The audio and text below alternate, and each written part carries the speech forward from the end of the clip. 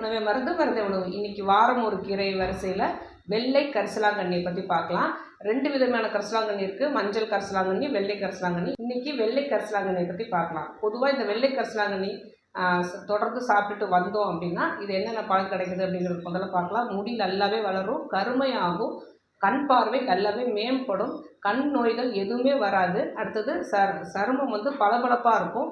சோகை நோய், அதாவது உடம்புல ஹீமோகுளோபின் நல்லாவே ரைஸ் ஆகும். உடம்பு சூடு குறைந்து வாய்ப்புண் அடிக்கடி வருது அப்படின்னாங்க, அந்த வாய்ப்புண் வராமல் தடுத்துக்கும். அதேமாதிரி மஞ்சள் காமாலைக்கு சிறந்த மருந்தாக இது வெள்ளை கரிசலாங்கண்ணி சித்த மருத்துவர்கள் யூஸ் பண்ணுறாங்க.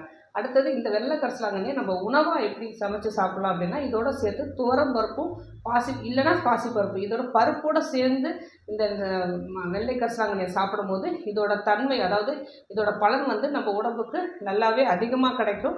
அடுத்தது இல்லைன்னா ஒரு ஸ்பூன் நெய் போட்டு அதை வதக்கி சாப்பிடும்